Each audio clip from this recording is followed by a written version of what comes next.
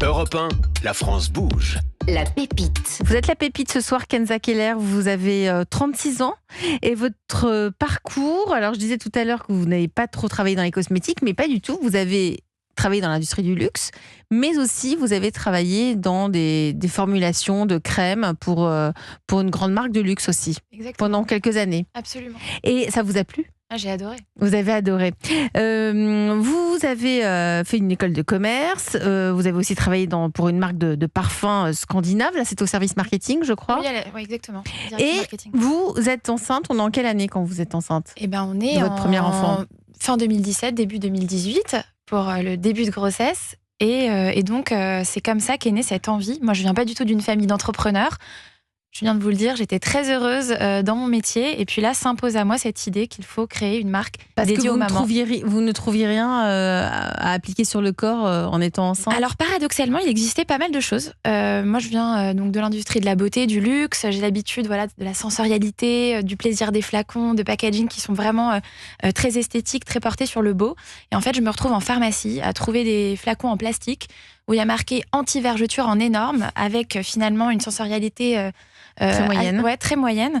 Et je me dis, c'est quand même fou qu'à un moment aussi engageant de ma vie de femme, je n'ai rien à m'offrir, qui ne me fasse plaisir et surtout, finalement, avec très peu de réassurance sur la sécurité. Et je me rends compte du poids de la responsabilité qu'on a en tant que femme quand on porte un enfant.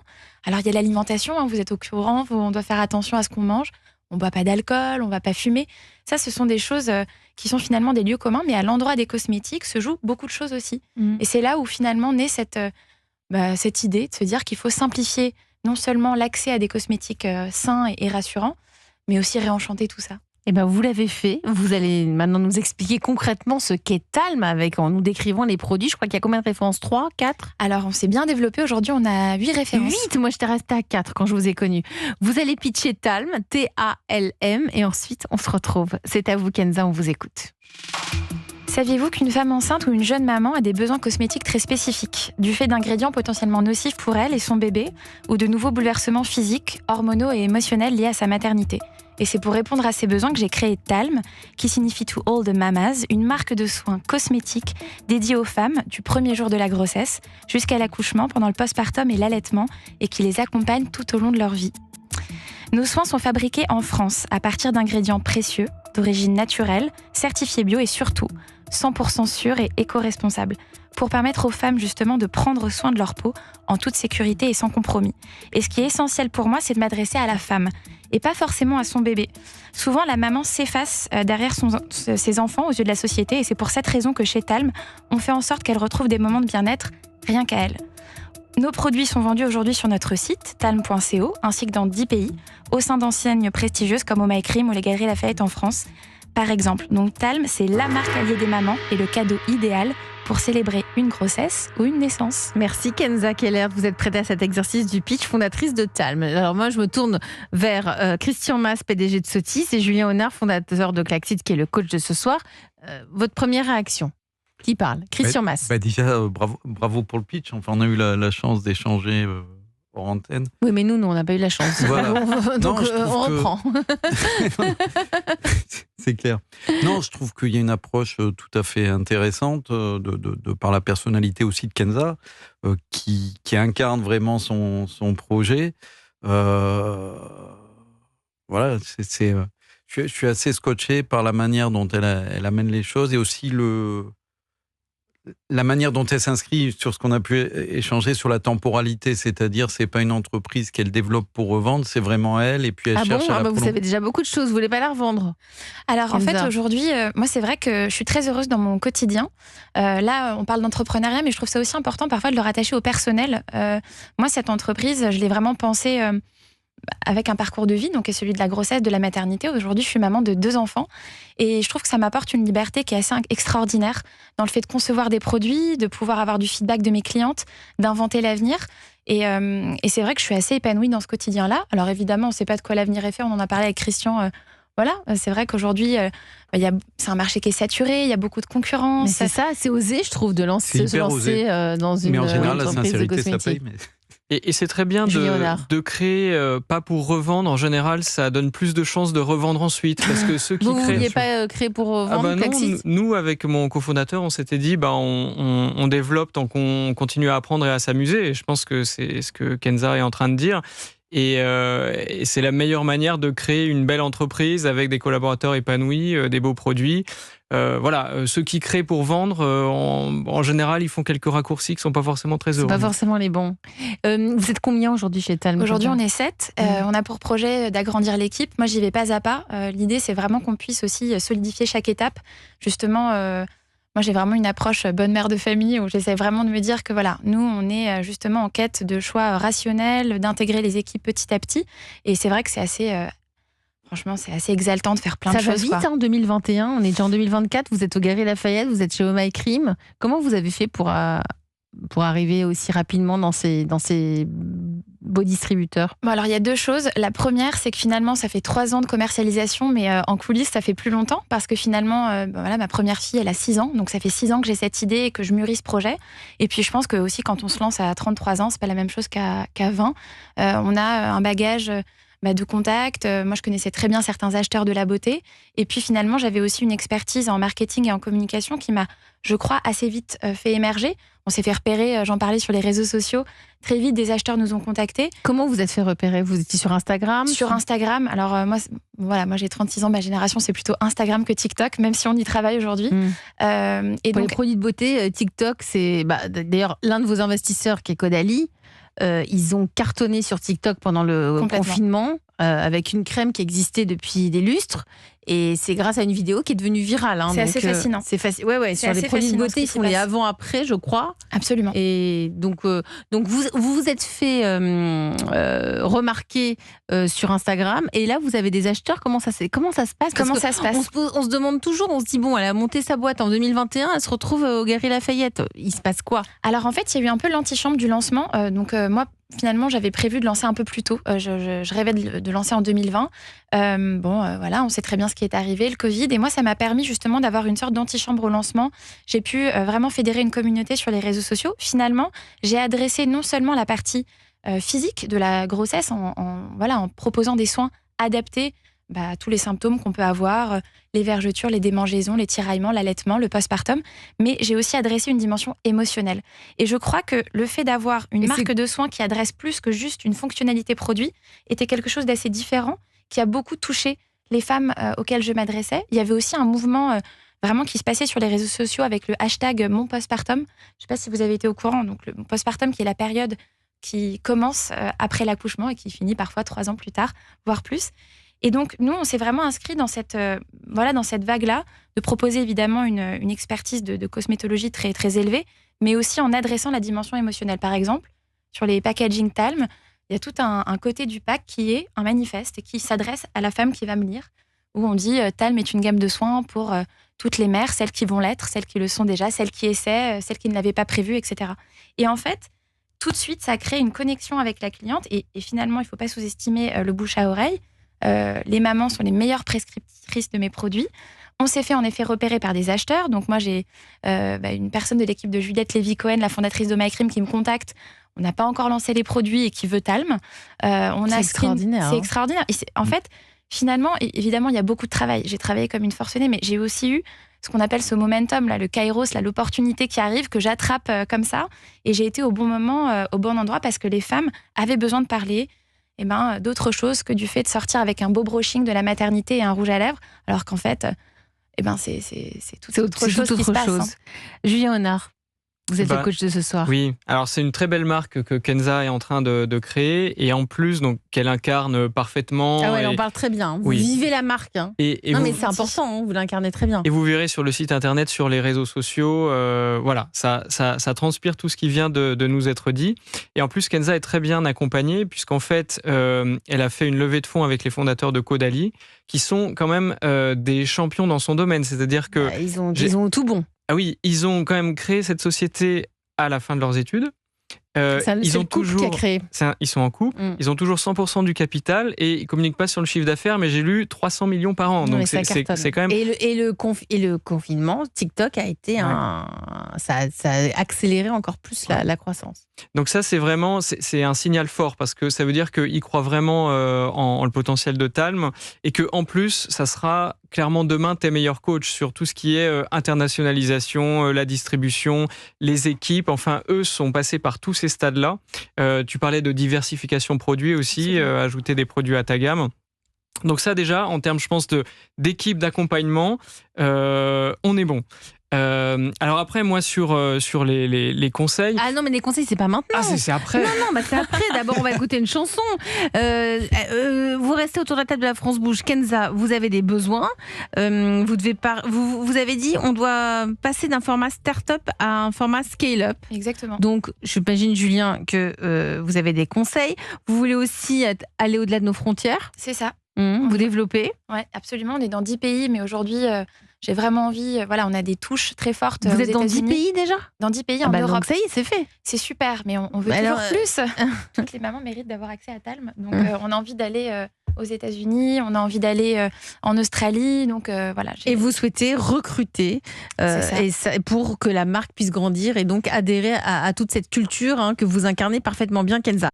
On se fait du bien, on peut dire ça comme ça. On se fait du bien ce soir sur Europe 1. Nous sommes avec le PDG de la marque Sotis, Christian Mas, entreprise familiale qui a été donc rachetée par votre père. Vous y êtes arrivé en 1998. Vous avez, au début, vous avez un petit peu testé ou vous êtes tout de suite arrivé en fils d'eux ? Parce que je me permets de dire ça parce que vous dites de temps en temps, moi je suis un fils d'eux. Bah ouais, parce que c'est un truc qu'on porte de toute façon et qu'on va garder tout le temps. Donc voilà, faut vivre avec. Mais je crois qu'il vous a un peu faire un peu tester quand même avant. En fait, j'ai fait un peu la même chose que Kenza. J'ai lancé ma start-up dans le groupe avec la marque Bernard Cassière, qui est une autre marque du groupe. Qui était une marque qu'il allait soit développer, soit fermer en institut de beauté aussi. Moi, j'avais 28 ans. Donc, je me suis dit, ça ne me correspond pas. Le monde de l'institut ne me correspond pas. Vous n'étiez peut-être pas très à l'aise, quoi. Non, voilà, je voulais faire quelque chose de plus jeune, de plus drôle, etc. Et c'est parti avec un ami italien, forcément, qui faisait du chocolat. Il dit, tiens, je fais du chocolat, tout fait des crèmes. Pourquoi on ne fait pas un truc ensemble ? On a ramené son chocolat au labo et on a fait un soin au chocolat comestible. C'est vrai ? Qui était le premier. C'est vachement avant-gardiste, parce que ça, on peut le trouver quelque part. Et en fait, on avait cette marque Bernard Cassière qu'on faisait pour les jeunes, qui ne fait pas du tout jeune, quoi. C'était le nom de mon père dans son village d'origine, quoi. Et on voulait changer ce nom jusqu'à ce qu'on se retrouve au salon du chocolat. On a fait le journal France 2. Je suis d'origine allemande. On a fait la télé allemande. Il y a la famille qui m'a appelé, qui dit on a vu ton fils à la télé. Voilà. Et du coup, on n'a pas changé la marque parce qu'elle a commencé à décoller. Alors maintenant, ça reste une marque raisonnable. Ils sont une petite quinzaine. C'est la responsable marketing de l'époque qui a pris la direction. Et moi, ça m'a appris à faire plein de choses bien. Mais ça m'a surtout appris à faire des bêtises. À vous planter. Et il faut se planter. Mais c'est le mieux. C'est comme ça qu'on apprend. On apprend que c'est pas toujours grave de se planter. On apprend qu'on peut dire voilà, qu'on se rattrape toujours, qu'on peut... Voilà. Si on est sincère, on peut se planter, on y arrivera. Et c'est ce que ça m'a appris avant d'arriver chez Sotis. Mon frère y était avant moi dans les process un peu plus managériaux. Et cette fraîcheur qu'il y avait un peu... On avait lancé une gamme au chanvre, au chocolat, au miel, enfin voilà, on avait fait vraiment les cosmétiques gourmands avant que ça existe. On avait fait un body shop en institut de beauté, quoi. J'avais fait mes études en Australie, etc. Et voilà, on s'était vraiment amusé. On a appris à s'amuser, à créer. Et c'est pour ça que plus tard, mon père, mais finalement 8 ans après, il m'a appelé au marketing chez Sotis. Il y avait la responsable marketing qui est toujours en place aujourd'hui et à la présidence de la marque en 2010. Donc j'ai fait mes armes. Donc vous avez fait vos armes. Voilà. C'est important quand même quand on est le fils ou la fille du patron, de l'entrepreneur. C'est super important. De faire ses armes. J'avais la bienveillance de mon père, mais on n'était pas dans les mêmes locaux que Sotis. On était une équipe à part. On était 2. J'ai fait mes premiers recrutements. Enfin voilà, c'est vraiment comme ça qu'on apprend, quoi. Ce soir, nous sommes aussi avec la start-up de la France Bouge de ce soir, avec Kenza Keller, fondatrice de Talm. Ce sont des produits, des soins pour le corps, pour les femmes enceintes, mais paraît-il qu'après l'accouchement, elle continue de les appliquer. 8 références, je crois qu'il y a une huile, il y a un brumisateur, il y a quoi d'autre ? Alors, on a donc des produits topiques, donc en effet, une huile, un baume pour le corps, un sérum pour le corps, donc vraiment pour adresser toute la période de la grossesse, du postpartum et de l'allaitement. Notre produit best-seller, c'est la Mega Oil, c'est une huile de soin globale qui fait le corps, le visage. On a aussi maintenant une gamme spécifique liée justement à l'hydratation du visage, à l'acné hormonal qu'on peut avoir quand on est enceinte, quand on vient d'accoucher. On a des compléments alimentaires aussi maintenant pour adresser la chute de cheveux postpartum. Et là, on Donc, travaille sur des nouveautés. Donc, vous vous êtes énormément diversifié. Je rappelle que la start-up a à peine 3 ans.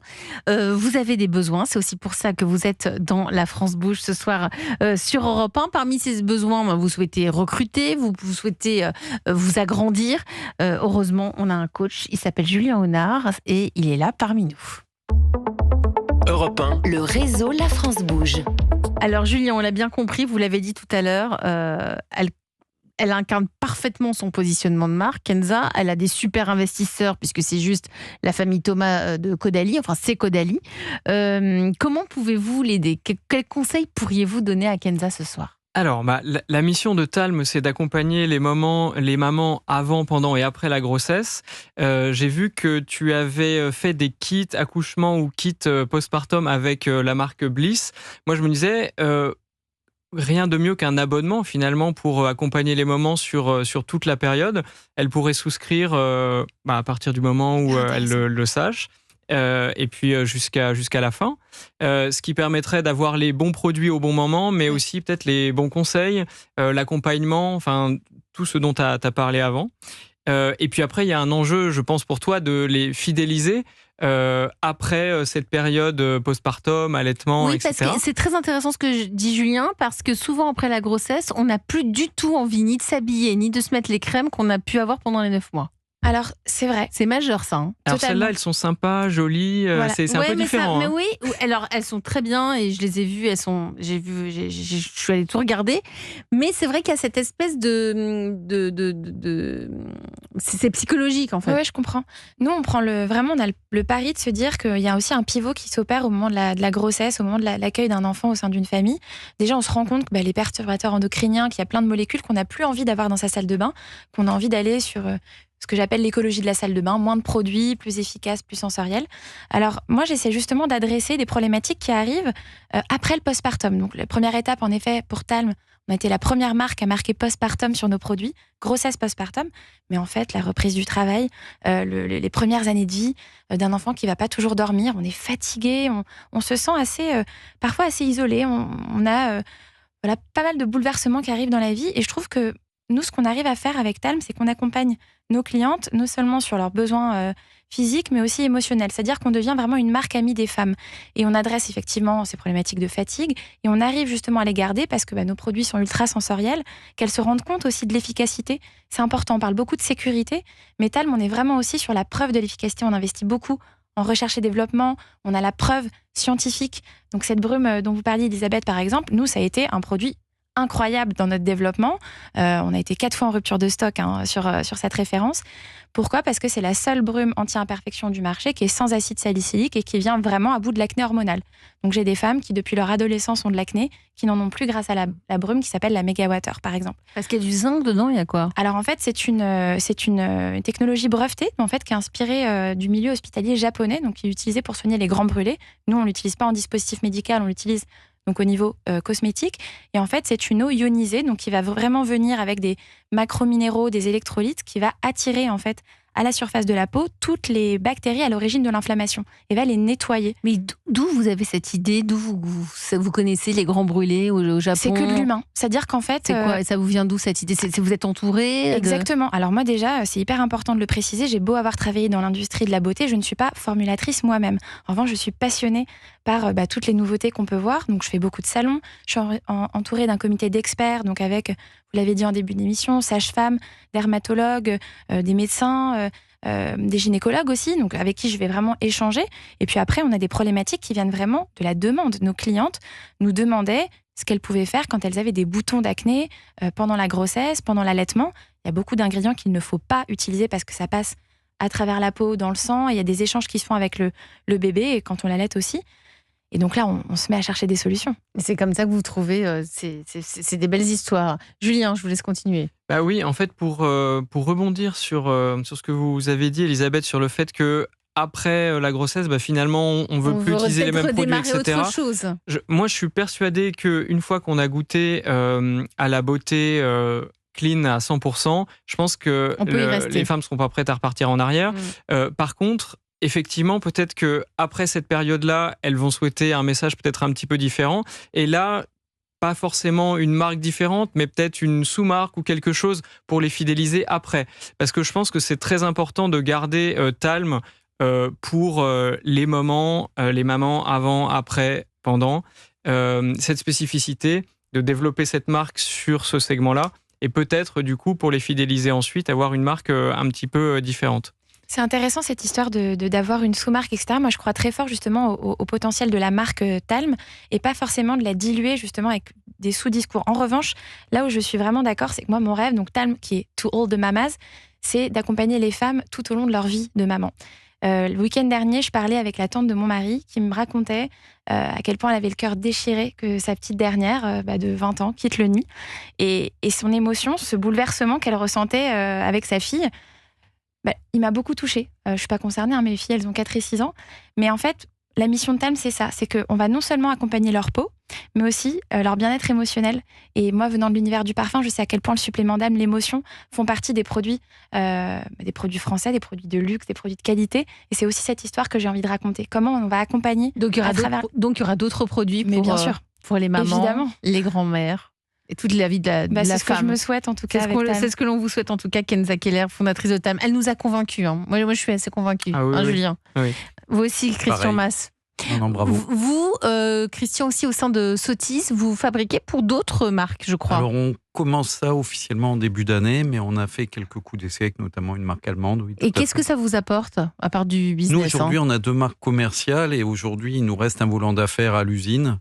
On a du temps machine et plutôt que d'avoir des marques à l'infini, on a ce savoir-faire. Cette usine située en France, les savoir-faire industriels, aujourd'hui les marques qui se lancent, il n'y en a plus qui montent leur unité de production. Donc c'est de rentabiliser, de développer ce centre. Voilà. Vous fabriquez tout, la plupart en France. Donc produits blancs, on fabrique tout à Messac-Corrèze, dans le village de ma grand-mère, toujours, comme de par hasard. Ça reste familial. 80 beau, personnes, le labo de contrôle, on formule aussi. On a 4-5 marques qui travaillent avec nous et le but c'est d'ouvrir ça, ouais, tout à fait.